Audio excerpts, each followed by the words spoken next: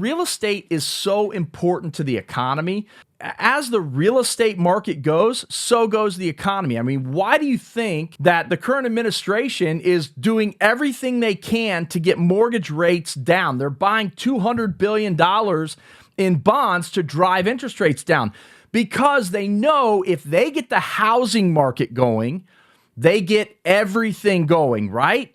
Listen, people who buy houses, they shop at Home Depot. They grow their families. They're buying new cars to park in those garages. I mean, the housing industry, it drives so much of our economy. And so it's critical to get people buying again.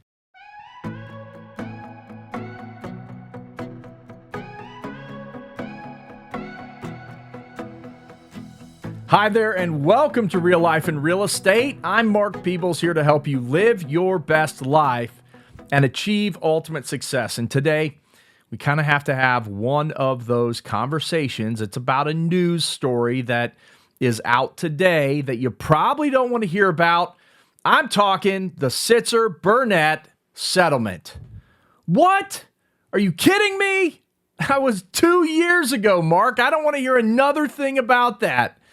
I know, it's the settlement that just won't go away. So what am I talking about today? Well, the day that I'm recording this, which is January 14th, there is actually a hearing going on. A 3-judge panel is hearing an appeal on this case.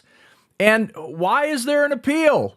Well, there is an appeal because there are some members of the class. It was a class action lawsuit. There are probably some members of the class that weren't so happy with the settlement or the way that it was distributed or whatever the case is.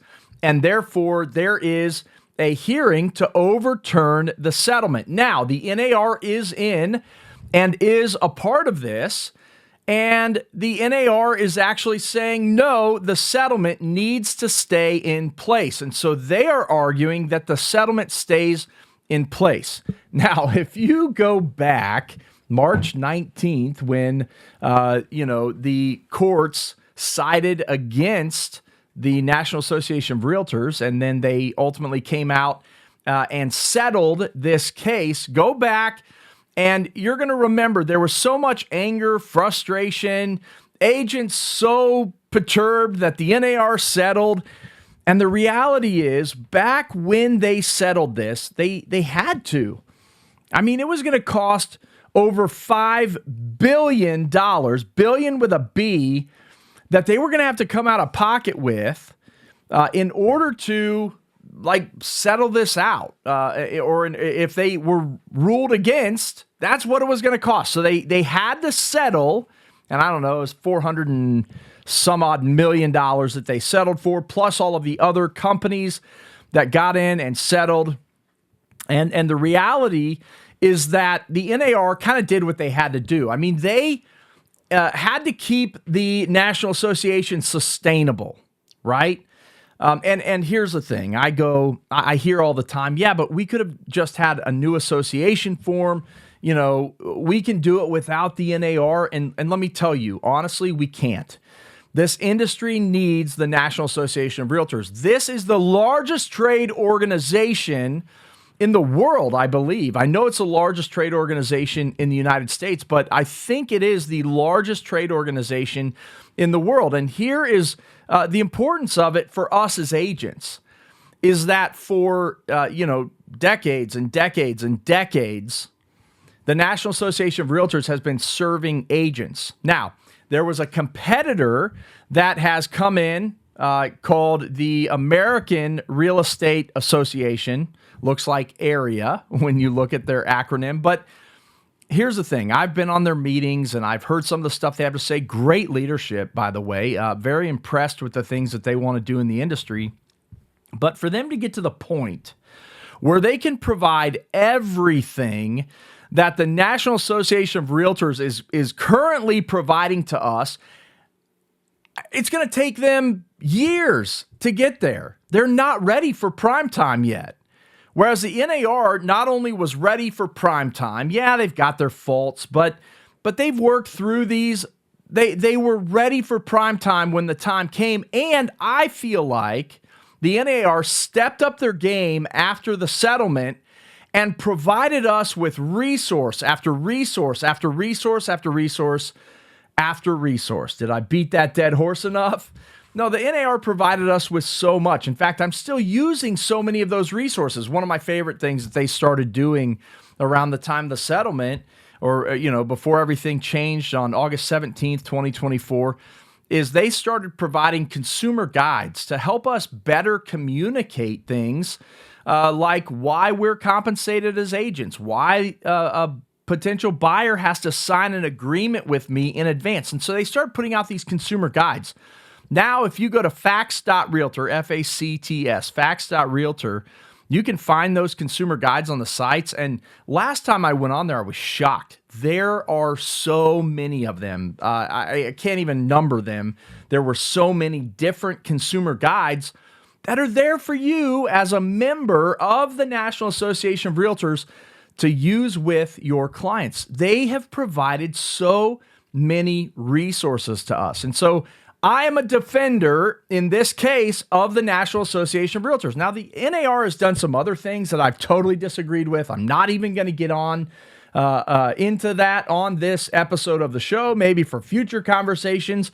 But in this case, I fully support the National Association of Realtors.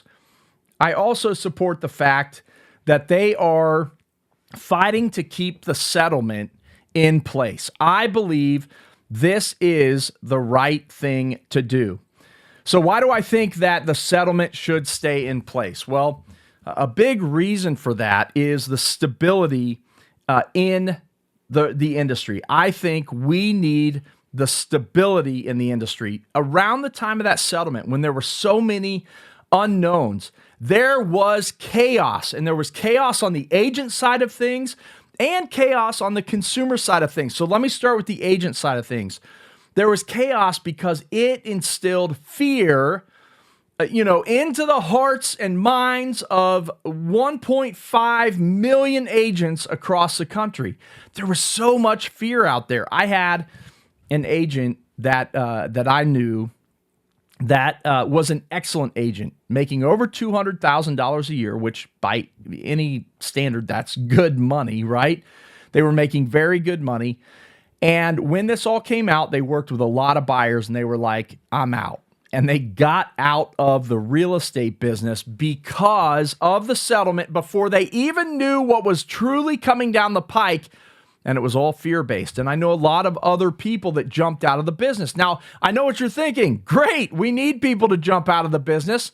And I'm not going to disagree with you. We do need to see a thinning out of agents. But the fear that this caused in the hearts of good agents, I don't think we want to go through that again, right? And so if we create chaos in the industry for agents, I don't think that's good. There are so many people out there that they would love to see agents go away. They don't value what we do as an industry. Now, with that said, the vast majority of homes are sold with agents.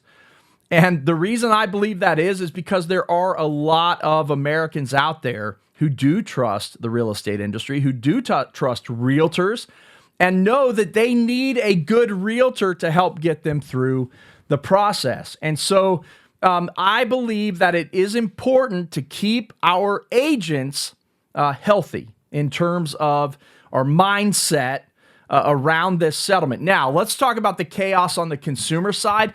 Here's the biggest thing I'm going to say. No one understood the settlement. They didn't understand why we were having it, what it was about. They were misreporting about commissions. They were saying that the real estate industry has always had a standard commission of 6%. I mean, that's what they were saying. When, as agents, we know it's always been negotiable. We've always had that in our paperwork, but that was the kind of stuff that was being reported. And then they were saying things like, and now no longer will a seller have to pay the buyer's agent commission.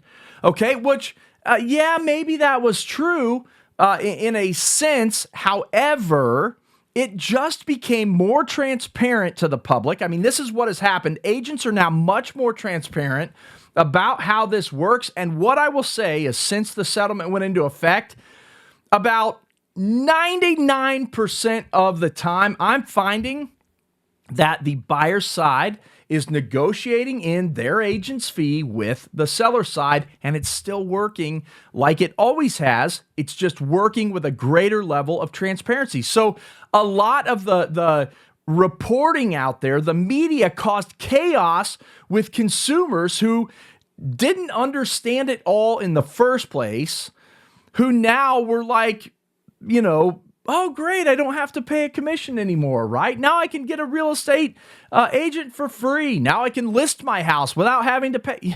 All of this was all available. There's always been low-cost brokerages. There's always, or discount brokerages out there for people to use. People could always use for sale by owner and not have to pay an agent if they didn't want to. It's just that the industry did a terrible job of communicating or being transparent about how we are compensated, and therefore the public was confused in general. And then bring in the media, and it got even worse. It just created chaos. And so, biggest reason I don't believe that this settlement should be overturned is because it has created chaos. Now, there's some of you out there that are like, yeah, but all of this agency stuff. And I saw a comment on someone else's reel this week that basically said the sellers should always have to pay the buyer's commission.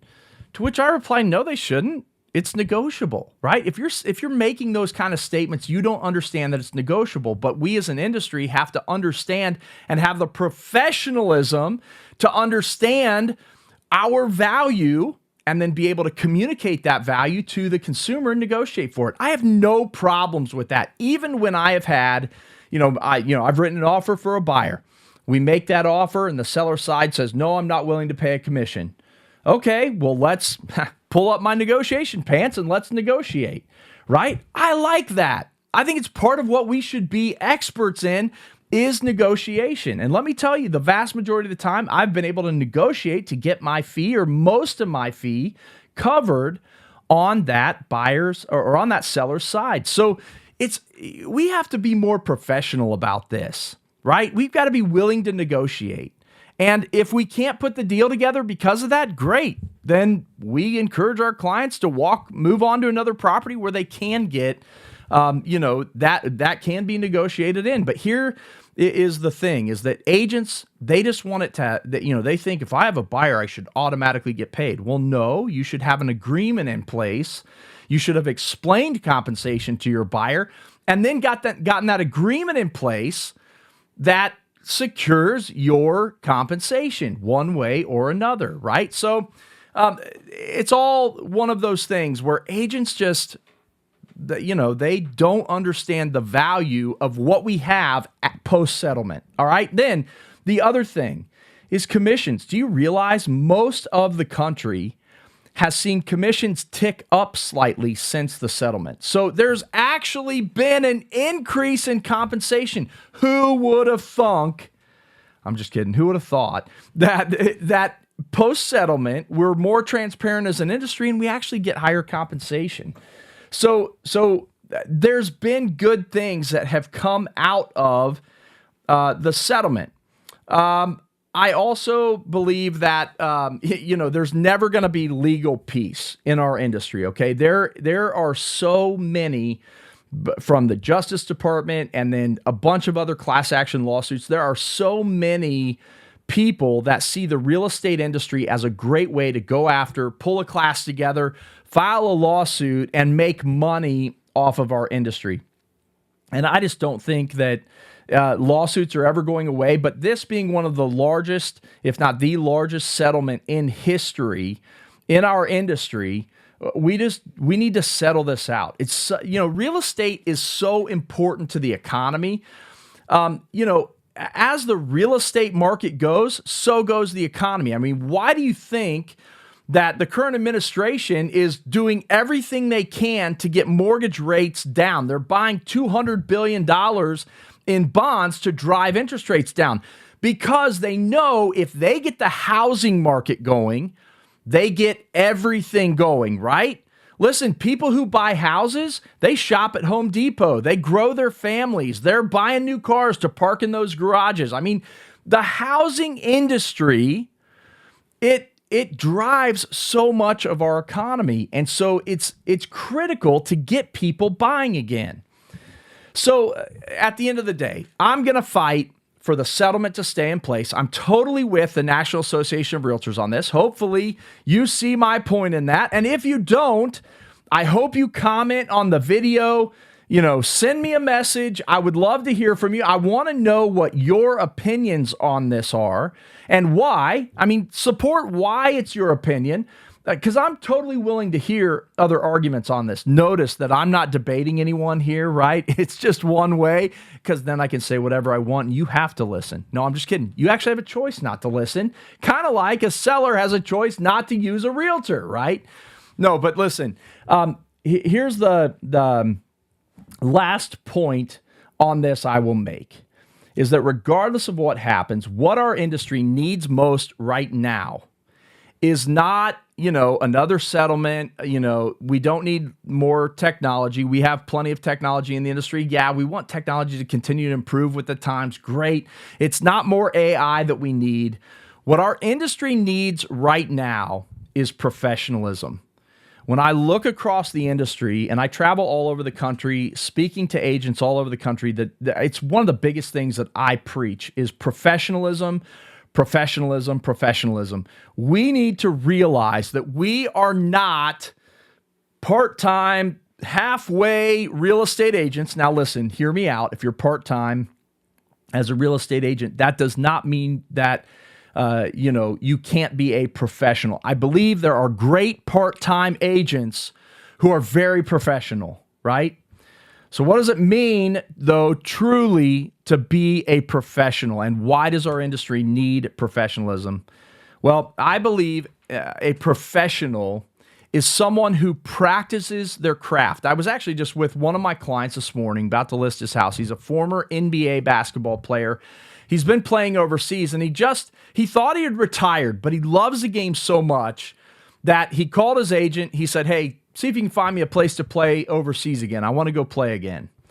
And so he is now working to get back into shape. He's got a position. He's going to be going overseas to play. And he is working to get in shape. And he talked to me about his regimen that he is going through to be at the right weight, with the right muscle tone, with the ability to score. He's a 7-footer, so he's got a lot of ability to score. But he also has to keep up with guys that are much younger than him, because he was in the NBA for several years and then has been playing overseas for many years in his mid to late 30s. And he's not going to be able to move the same way that some of these younger guys are. So he has a very strict regimen to get him ready to play at that professional level again, where he's being paid for it. What's your regimen? What are you doing as a professional to master your craft, to be ready for game time?